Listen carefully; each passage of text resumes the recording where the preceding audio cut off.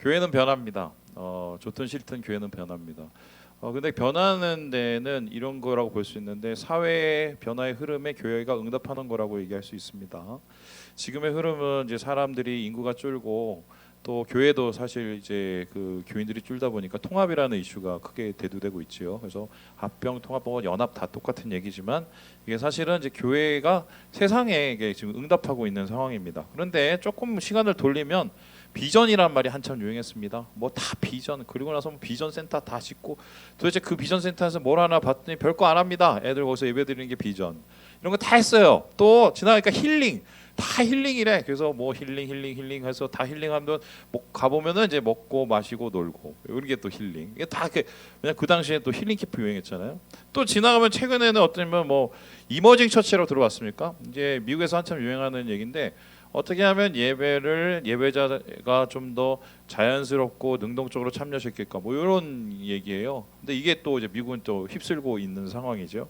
그때 이 흐름이 있어서 저도 이 흐름을 쫓기도 했고 그리고 이 흐름을 주도도 한번 해봤습니다. 그런데 제가 청년이었을 때 여러분 나이였을 때는 이렇지는 않았습니다. 막 이슈가 그냥 순간순간 바뀌지 않고 조금 묵직한 이슈들이 있었어요. 근데 저희 뭐 제가 있었던 교회에 목사님께서 올라가서 강단에서 무슨 설교를 하든 꼭 한 번은 외치고 내려오는 말씀이 있었습니다. 그리고 그거는 뭐 각 교회마다 건너 항상 있었었는데요. 그 얘기가 뭐냐? 제가 청년 때는 코람 데오란 말이 있었어요. 혹시 들어보신 분? 잘 못 들었죠? 저희 때는 코람 데오 모르면 그냥 간첩이에요. 그렇게 보면 됐습니다. 이 코람 데오란 말이 뭐냐면 코람이라는 말은 앞에 데우스 하나님, 그러니까 하나님 앞에라는 뜻인데요.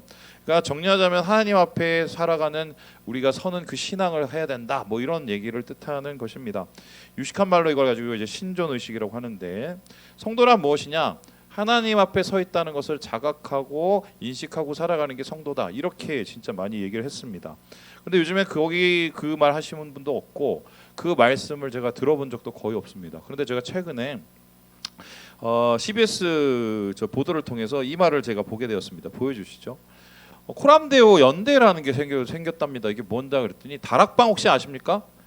그 다락방이 아니고 이단인데 얘네들이 이제 어떤 거를 강조했냐면 예수 피를 되게 강조하고 사탄의 권세를 되게 강조했습니다. 그래서 우리가 죄를 왜 짓냐? 해림이 이번 주에 죄 몇 번 졌어? 많이? 할렐루야. 그거를 이분은 이제 류광수라는 분은 어떻게 해석을 하셨냐면 마귀가 죄를 짓게 한다는 거예요.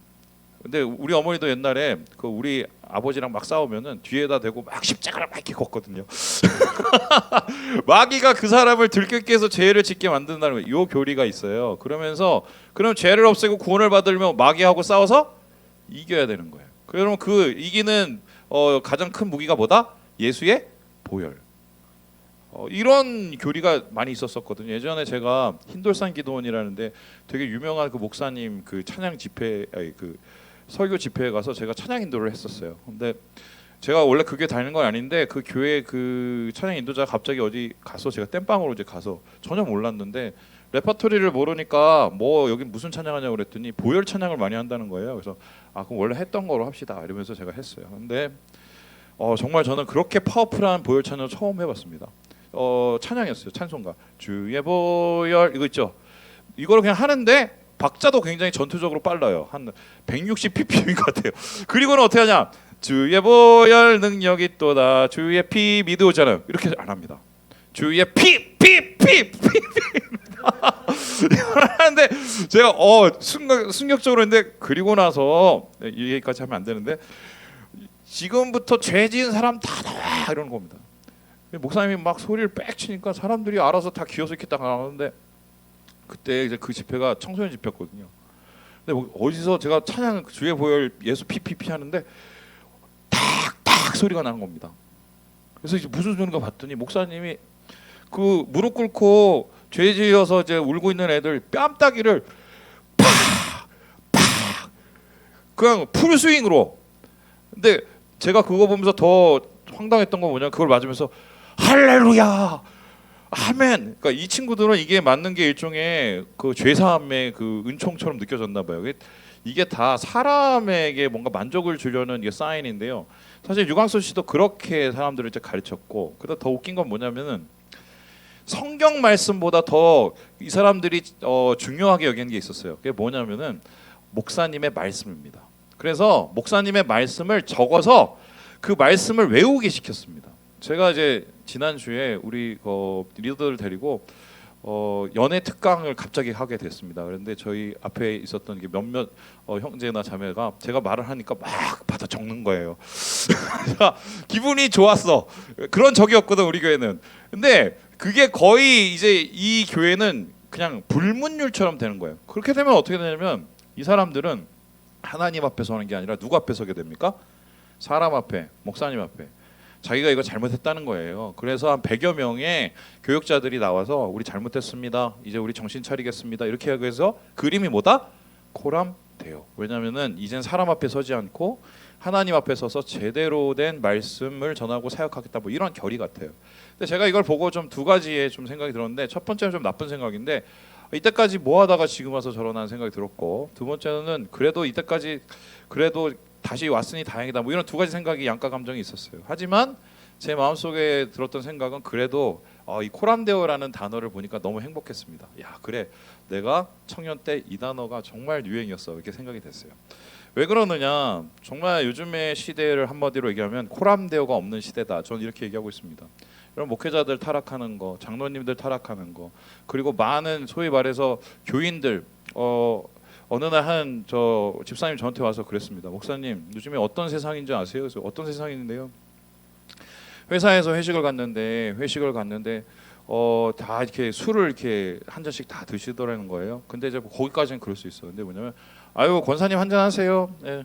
아이고 우리 무슨 권사 오셨네 이러면서 한 잔씩 부어대는데 자기가 얼굴이 너무 뜨거워서 혼났다고 얘기를 하던데 사실 이러한 게 왜 흩어졌냐면 뭐 음주가 중요하고 죄고 이게 중요한 게 아니라 우리 사회 전반적으로 한국 교회 전반적으로 하나님 앞에 서 있다는 그 신존 의식이 점점 사라지고 있기 때문이라고 저는 생각을 합니다. 그래서 교회에 일어나는 모든 일들 또 교인들 간에 일어나는 일도 저는 이거 볼 때마다 어떤 생각이 먼저 떠오르냐면 아니 예수 믿는 거 맞아? 어떻게 하나님 앞에 있으면서 저럴 수가 있어? 뭐 이런 생각 드는데 잘 생각해보면 저도 똑같은 놈이에요. 그런 생각들 점점 희미해지고 있다. 그래서 이 코람데오 보면서 제가 행복했는데요. 그래서 오늘 말씀 제가 정한 겁니다. 이 얘기를 좀 다시 해봐야겠다. 내 청년 시절의 얘기를. 하지만 되게 중요한 얘기니까. 오늘 본문이 되게 중요한 게 성경에 나온 공식적인 코람데오가 나와 있는 본문이 바로 이 말씀입니다. 이스라엘 백성들이 이제 본격적으로 하나님 앞에 섭니다. 하나님의 존전, 하나님의 존재 앞에 서서 이제 예배를 드리기 시작하는데요. 그 성경 최초의 코람데오를 이렇게 성경은 말하고 있습니다. 우리 함께 10절 11절 말씀을 같이 한번 읽어보도록 하겠습니다. 시작. 여호와께서 모세에게 이르시되 너는 백성에게로 가서 오늘과 내일 그들을 성결하게 하며 그들에게 옷을 빨게 하고 준비하게 하여 셋째 날을 기다리게 하라. 며칠을 기다리라고 그랬다고요? 3일 교회? 삼성교회. 오케이. 이제는 이제 이런 이름 이제 더 이상 안 했으면 좋겠습니다. 삼성 3일 이제 없앱시다. 그리고 우리는 어웨이커스고 내년에 우리가 새 이름을 짓습니다. 제가 먼저 우리 교회에 제일 처음으로 우리 청년부에 선포를 합니다. 새 이름으로 삼성 3일 말고 새 이름으로 이렇게 여러분이 공모를 할 거거든요. 1등 하신 분을 제가 100만 원 드리겠습니다. 안 놀라시네? 제 사비로 100만 원 드리겠다니까? 부족해요? 우리 청년들이 하나 꼭 잘 왔으면 좋겠어요. 제 사비로 진짜 드릴게요. 사비로 꺼내서. 자 어쨌든 이 코람데오를 가지고 이제 서게 되는데 3일을 준비를 해서 이제 옷도 빨고 깨끗하게 하고 하나님 앞에 설 준비를 합니다. 그리고 나서는 이 사람들이 처음으로 하나님의 임재 앞에 서요. 근데 이 임재 앞에 서는 이 장면이 왜 중요하면 준비를 했잖아요. 그래도 하나님 만나려고. 이 반응들이 굉장히 우리에게 시사하는 바가 있어요. 뭐냐면 하나님 앞에 살아간다는 건 어떤 뜻인가? 하나님 앞에 살아갔을 때 우리에게 어떤 변화가 일어나는가 했을 때 오늘 말씀을 기점으로 성경을 쭉 바라보면은 세 가지의 반응으로 정리가 돼요. 너무 자연스러운. 근데 이런 반응을 해야 사실은 성도라고 할 수 있거든요. 자 그렇다면 첫 번째로 하나님 앞에 섰을 때 우리에게 나타나는 처음에 그 감정 반응은 어떤 것일까? 성경은 이렇게 얘기하고 있는데요. 우리 같이 한번 첫 번째 읽어보도록 하겠습니다. 시작. 경외의 감정이 일어난다고 얘기합니다. 경외는 뭡니까? 존경하고 두렵고 떨림입니다. 무조건 무서워하는 게 아니고 우리가 할 수 있는 최고의 존경의 표시, 극단적인 표시가 경외입니다. 특별히 하나님 앞에 두렵고 떨림으로 섰을 때 그것을 우리는 경외라고 하는데, 자 그러면 이 사람들이 어떻게 경외를 느꼈는지 한번 살펴볼까요? 다음 그림에서 보듯이 이제 하나님이 시내 산에 이제 저렇게 불로 구름으로 지진으로 임합니다. 그랬을 때 땅이 진동을 했습니다. 그러니까 사람들이 뭔가 이제 이상한 이 감각이 깨어나기 시작한 겁니다. 그리고는 그때의 반응을 16절에 이렇게 얘기를 합니다. 우리 함께 16절의 말씀을 같이 한번 읽어보도록 합니다. 시작. 셋째 날 아침에 우레와 번개와 빽빽한 구름이 산 위에 있고 나팔 소리가 매우 크게 들리니 진중에 있는 모든 백성이 다 떨더라. 모든 백성이 어떻게 했다고요? 다 떨었다. 여기서 떨었다는 말은요, 진동했다, 전율했다는 뜻입니다. 저는 이게 사실이라고 믿습니다. 왜냐하면 제가 경험했기 때문이에요. 제가 그저께도 얘기했지만 하나님의 음성을 제 인생에서 딱 한 번 들었어요. 7번.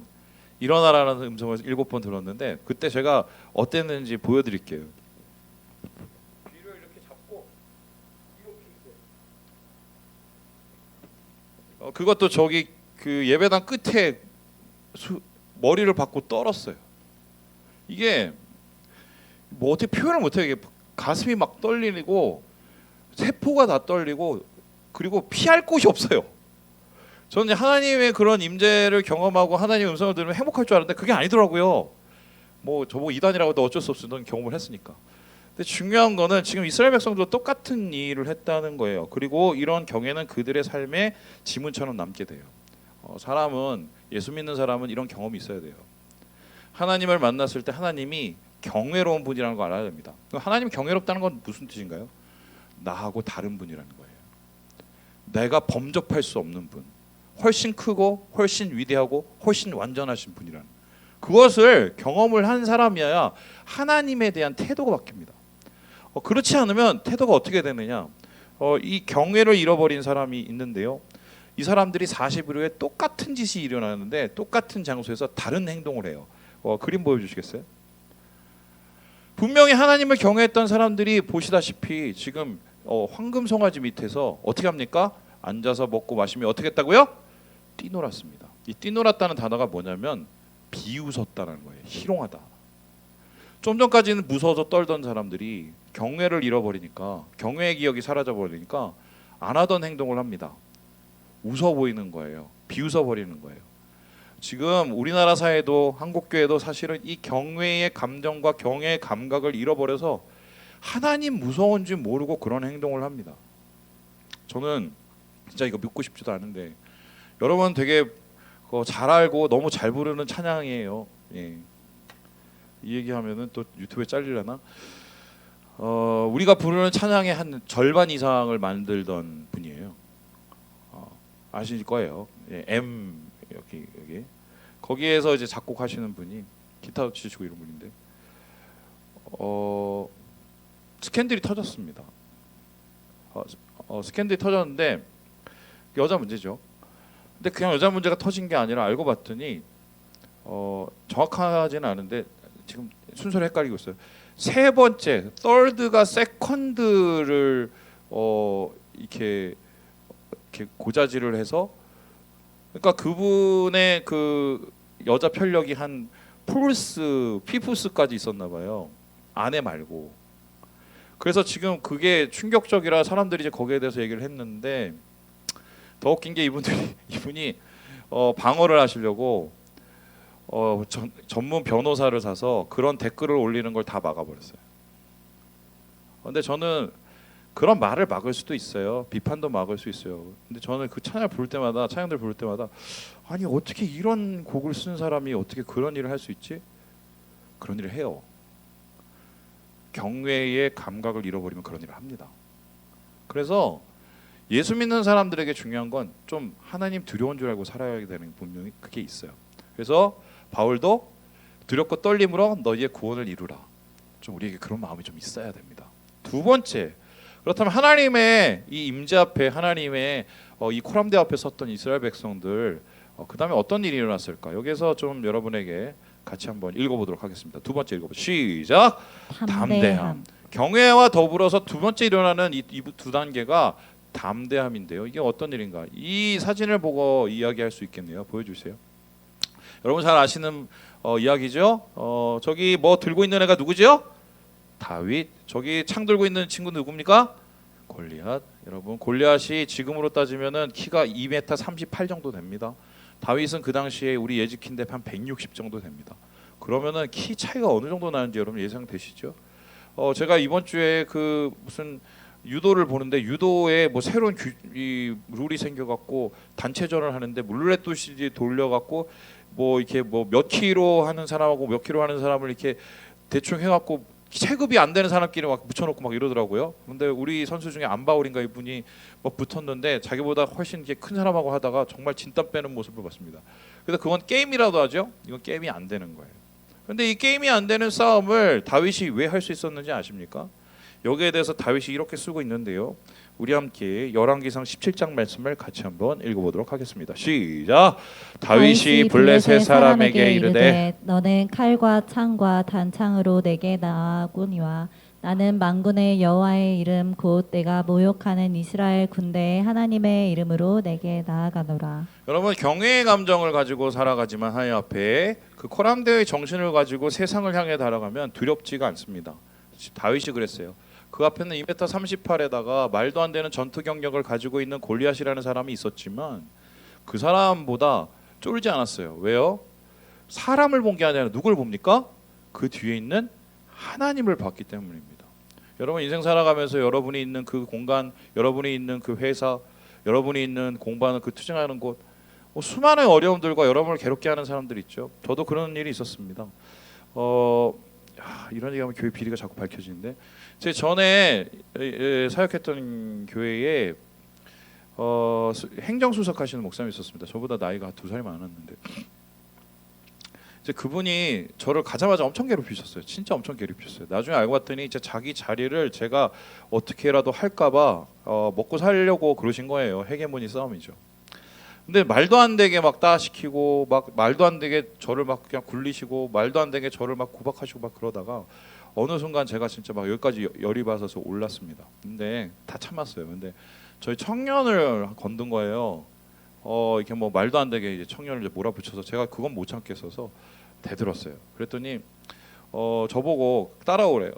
그래서 따라갔어요. 내가 너 가만히 안 놔둔다 따라갔어요. 그랬더니 막 따라 내려가는데 교회 지하 2층으로 갔습니다. 그리고 불을 껐습니다. 그리고는 저를 이렇게 때리려고 주먹을 쥐고 이렇게 휘두르려고 하다가 멈췄습니다. 왜냐하면 제가 키가 이만큼 더 컸어요. 그런데 그리고 나서 교회 생활 진짜 어렵게 했습니다. 제가 그만두고 싶었어요. 근데 왜 제가 그거 안 그만둔지 아십니까? 제가 아니면 그분하고 뭐 어떻게 뭐 인간적인 방법으로 뭐 다른 뭐 화친을 하거나 이런 방법이 있었겠지만 그렇게 안 했어요. 제 인생에서 경험한 게 하나가 있거든요. 사람을 무서워하다가는 인생이 망하지만 하나님을 붙잡으면 인생이 성공한다는 제 철칙이 있어요. 사람을 바라보면 두려움이 앞서요. 여러분 아십니까? 무서운 개가 크게 짖어요. 여러분 주위에 있는 막 화내고 소리 크게 지는 사람 있죠? 그 사람들 알고 보면 다 쫄보들이에요. 왜냐하면 무서우니까 더 크게 자기를 더 위장하는 거. 이건 뭐 동물의 감각인데요. 하나님을 믿는 사람들은 최소한 그러면 안 돼요.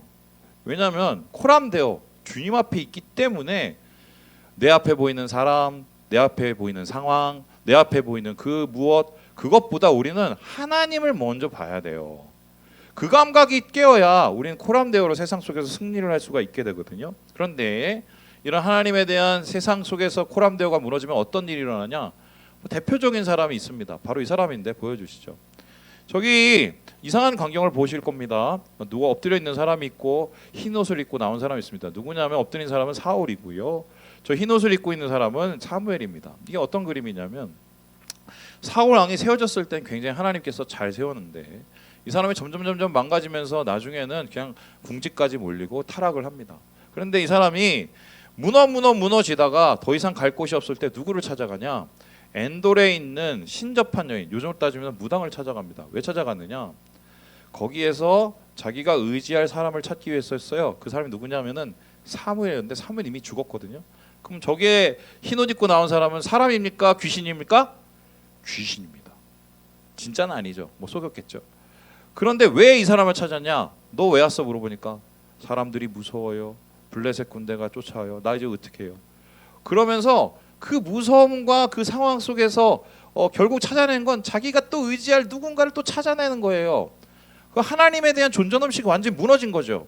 그리고 나서 사무엘로부터 어떤 메시지를 듣고 나서 이 사람이 어떻게 변했느냐? 그 뒤 이렇게 사무엘상에서 이렇게 기록하는데요.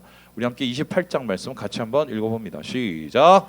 사울이 갑자기 완전히 엎드러지니 이는 사무엘의 말로 말미암아 심히 두려워하며 또 그의 기력이 다하였으니 이는 그가 하루 밤낮을 음식을 먹지 못하였음이니라. 한마디로 지레 무너졌어요. 여러분 그래서 고민해봐야 돼요. 여러분을 두렵게 하는 것이 있습니다. 사람이든 뭐든. 그러면 그곳에서 여러분은 뭘 해야 되느냐? 여러분이 왜 그것을 두려워하는지를 찾아야 됩니다. 그럼 두려워하는 그곳에서 그 원인을 찾게 되면 거기서 뭘 해야 되느냐? 거기에서 하나님을 다시 볼 수 있어야 돼요. 그래야 그 문제가 해결이 됩니다. 아니면 여러분 인생에 계속 쫓아다녀요. 여러분을 계속 무너뜨릴 거고요. 계속 두렵게 할 거고요. 하나님 앞에 그곳에서 설 수 있는 사람이 비로소 신전의식 코람데오로 세상을 이길 수 있기 때문이다. 성경은 우리에게 두 번째 반응을 이렇게 얘기하고 있습니다. 그렇다면 마지막으로 하나님 앞에 설 때 우리가 나타나는 이 내추럴한 자연적인 이 방법이 무엇일까요? 우리 같이 한번 읽어보도록 하겠습니다. 시작. 은혜. 하나님을 두려워하고 하나님을 존경하는 마음, 그리고 세상 속에서 사람을 두려워하지 않는 마음, 그리고 마지막으로 하나님 앞에 설 때 우리가 느끼는 것은 뭐냐면 은혜 그 자체입니다. 이게 어떤 뜻이냐? 여러분 이스라엘 백성들이 정착을 하고 나라를 세우고 그 다음에 뭐냐면 최종적으로 목표가 있었습니다. 그 목표가 뭐냐? 보여주시죠. 다음 이거였는데요. 성전을 짓는 겁니다. 성전은 말 그대로 거룩한 전입니다. 거룩한 전을 왜 지었냐? 이게 하나님의 집이라고 지은 겁니다. 그런데 보시다시피 성전이 크지가 않습니다. 제가 저 성전 모형을 보려고 저 경기도에 한번 갔는데 생각보다 되게 작습니다. 그리고 제가 이제 신화 공부를 하고 막 그랬었을 때 이집트의 성전도 있었고 그리고 바벨론의 신전도 있었고 아수르의 신전도 있었는데 크기가 이 하나님의 성전은 한 뭐 5분의 1, 6분의 1도 안 됩니다. 작아요. 근데 우리 하나님은 천지를 지으신 하나님이신데 고작 저 작은 공간에 하나님의 집이란다. 사실 이게 말이 안 되죠. 그렇다면 이 성전은요 사실 하나님을 집이라고 지은 게 아니라 하나님께서 인간을 위해서 인간을 만나기 위해서 지은 집이에요. 성전의 기능은 하나님 앞에 서게 하시기 위함입니다. 그런데 이럴 뿐만 아니라 하나님께서는 치트키를 하나 놓으셨어요. 성전을 지을 때 숨겨진 기능을 하나 놨습니다. 근데 이 숨겨진 기능이 사실은 하나님의 원래 성전을 지은 목적만큼 중요했는데 여기에 대해서 역대하는 이렇게 기록을 합니다. 우리 함께 7장 말씀을 같이 한번 읽어보도록 하겠습니다. 시작. 내 이름으로 일컫는 내 백성이 그들의 악한 길에서 떠나 스스로 낮추고 기도하여 내 얼굴을 찾으면 내가 하늘에서 듣고 그들의 죄를 사하고 그들의 땅을 고칠지라. 그러니까 솔로몬이 이제 하나님 앞에 봉헌을 하고 기분이 좋아서 잠을 자는데 갑자기 꿈에서 뿅 하고 하나님 나타나셨어요. 그리고 하시는 말씀, 야 내가 너무 좋았다 얘기하면서 내가 한 가지 새로운 기능이 있어. 그러니까 이거 잘 사용해 하고 넘겨줍니다. 그게 뭐냐면 돌아오고 돌이키고 회개하는 거였습니다. 그러면 성전이라는 것 하나님 앞에 왜 서게 하셨을까? 그곳에서 하나님의 은혜로 다시 시작하게 하기 위해서 그런 겁니다. 그런데 실제적으로 이스라엘 백성 그 후에 어떻게 됐느냐? 성전을 성전답게 사용하지 못합니다. 그리고 거기 성전에다가 무슨 바알도 갖다 놓고 아스다라도 갖다 놓고 요즘으로 말하면 막 만신전 잡신을 다 갖다 섬겼어요. 그런데 결국 하나님은 그 성전을 무너뜨릴 수밖에 없었고요. 바벨론에 의해서 성전이 완전히 무너지게 됩니다. 그런데 바로 이때 성전이 무너지고 나서 진짜 성전이 세워져요. 그게 뭔지 아십니까? 이스라엘 백성이 바벨론에 끌려가서 완전히 밑바닥 생활을 하면서 이쪽이 남쪽이지, 이쪽이 서쪽이지. 방향을 이렇게 맞춰서 성전이 있는 쪽으로 하루에 3번씩 기도를 하기 시작을 했어요. 근데 거기는 이미 성전이 무너졌거든요. 성전이 무너지고 진짜 성전이 생긴 거죠. 하나님 앞에 돌아갈 수 있는 성전. 그래서 하나님 앞에 선다는 것은 무엇인가 이 사람들은 생각했어요. 내 힘으로, 내 능력으로, 내 의로, 내가 하고 있는 계획으로 하나님 앞에 쓰는 게 아니라 하나님 우리 불쌍히 여겨주셔서 내가 이렇게 나아갈 수 있구나. 그걸 깨달은 거예요. 여러분 신앙이 뭔지 아십니까? 은혜로 사는 게 신앙이에요. 교회에 여러 가지 일이 많습니다. 제가 10년을 했는데 한 해도 편하게 지난 적이 없어요. 진짜요. 그래서 제가 저번에도 얘기했지만 꼭 책을 쓸 겁니다. 이렇게 하면은 목회 망한다. 꼭 책을 쓸 거예요. 여러분 투자금 준비하고 계십니까? 근데 제가 한번 어느 날 생각을 해봤어요. 아 그때 몇 년에 이 일이 있었지. 아 그리고 그 다음 날에 이 일이 있었지. 막 이렇게 한번 생각을 해봤습니다. 근데 이렇게 해보니까 이런 일을 다 겪고 우리 교회가 남아 있는 게 이건 기적이에요. 저는 실수가 많은 사람인 것 같아요. 열심히 하려고 하는데 항상 실수를 많이 하거든요. 근데 제가 했던 실수를 몽땅 모아놓으면 우리 교회는 지금 이게 없어져야 됩니다. 있잖아요. 그리고 이젠 하나님께서 새로운 역사로 이제 교회가 하나 되게 하시지 않습니까? 어떻게 해석할 거예요? 전 이거는 단어가 하나밖에 없어요. 은혜예요. 하나님 앞에 선다는 거는 잘나서 서는 게 아니에요. 여기 잘난 사람 어디 있어요? 은혜로 서는 거예요. 은혜로. 은혜로 서니까 우리가 하나님 앞에 나갈 수 있는 거예요. 은혜로 서니까 부족하고 연약해도 거기서 무릎을 꿇고 주님 앞에 나아가고 엎드리고, 그럼 그게 예배예요. 말씀을 마칩니다. 우리 사랑하는 여러분, 경외감을 잃으시면 안 돼요. 경외감. 담대하셔야 돼요. 그리고 주님의 은혜는 절대 마음속에 붙잡고 계셔야 돼요. 그게 주님 앞에 선 사람 호람대오의 신앙이에요. 우리 모든 형제 자매 여러분, 주님 안에서 이 신앙을 붙잡고 주의 임재 앞에 나아가 하나님의 능력으로 이 한 주를 승리하시는 우리 모든 어웨이커스 되시길 주님의 이름으로 축원합니다.